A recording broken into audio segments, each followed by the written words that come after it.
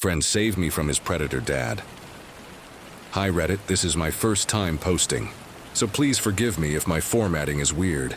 This happened about a long time ago now, but I still think about it and how grateful I am that it went the way it did.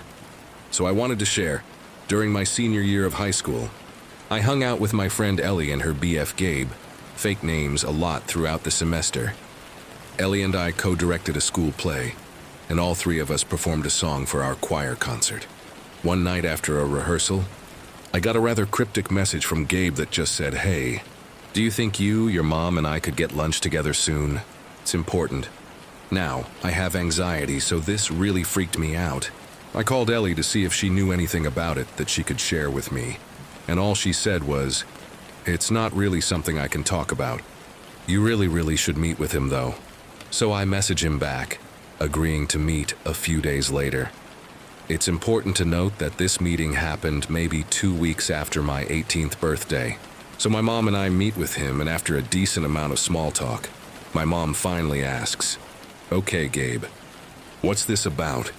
Gabe then goes on to tell us how his adoptive dad, a man in at least his 70s at the time, was getting involved in some form of Native American voodoo, as Gabe put it, that used potions and spells.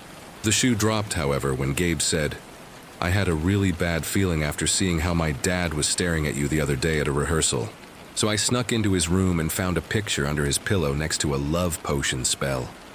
It was two-sided. One picture was of you, OP, and had the words, 'I love you.' The other side was a picture of him, Gabe's dad, with the words, 'You will love me.' Y'all, I can still remember the feeling in my stomach when I heard that. Both my mom and I sat there shell-shocked. Poor Gabe didn't know how to proceed other than to say, 'I needed to tell you because I don't trust him. I will make sure you are never alone with him.' And Gabe stuck to that promise, he and Ellie both, and my mom. They all made sure I was never alone in the same space as that man, and I am so grateful for that.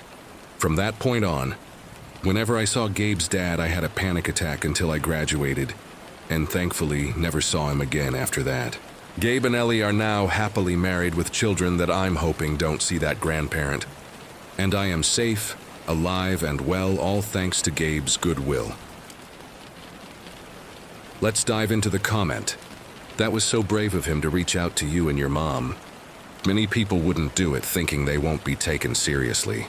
Also, kudos to you, your mom and the friend, for believing him and taking all the possible precautions. What a freaking nightmare." The second story. Strange encounter at a park. This happened when I was 19 years old, female, and every now and then I still think about. It was summertime and I was living in this city up by where I went to uni. It had been a nice day, so I decided to go and hang out at a nearby park and enjoy the sun.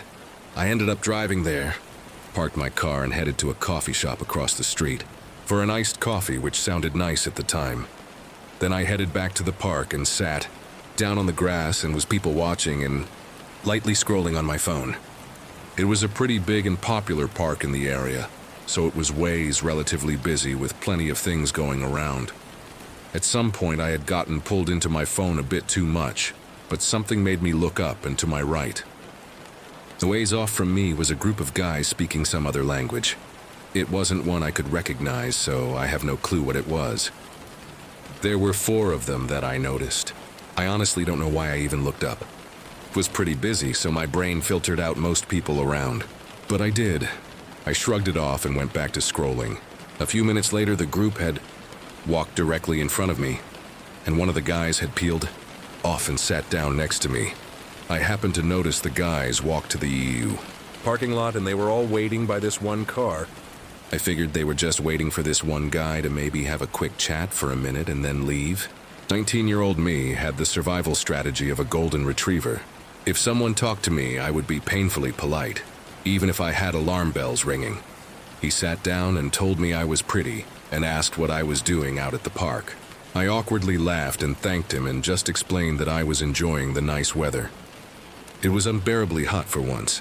I don't remember if it was then that I mentioned I was waiting to meet up with a friend, which was a lie. Something just made me feel the need to say it. The interaction was so painfully awkward, I figured it would honestly end there. and the answers I gave were relatively short. It did not.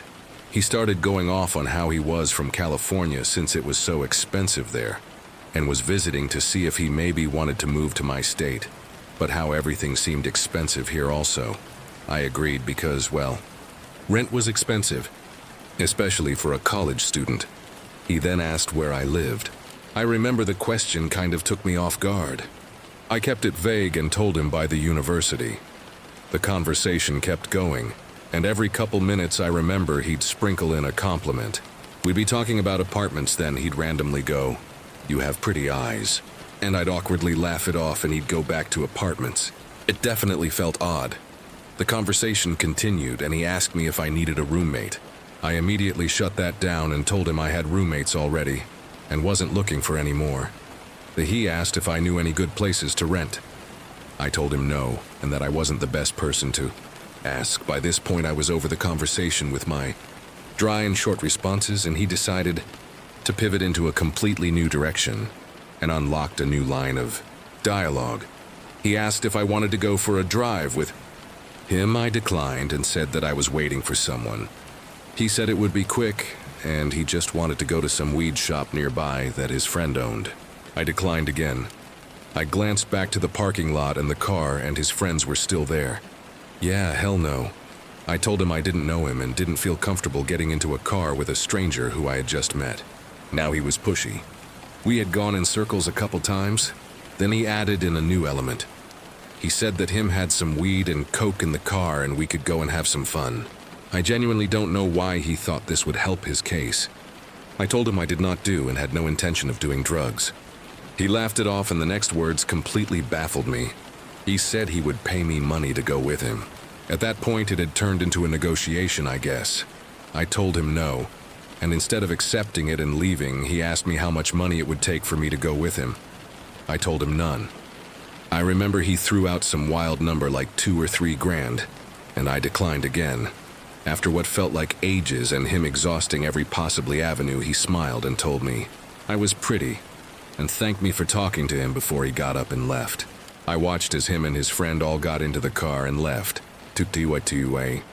This day, though, I still think about that interaction and wonder what my life would have been affected if I had gone with him and hadn't been paying attention. Let's dive into the comments.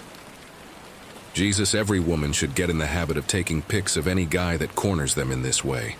The user reply, yeah, I should have.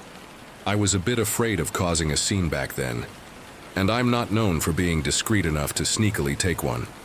He replied back with, there's absolutely nothing wrong with causing a scene if you have to.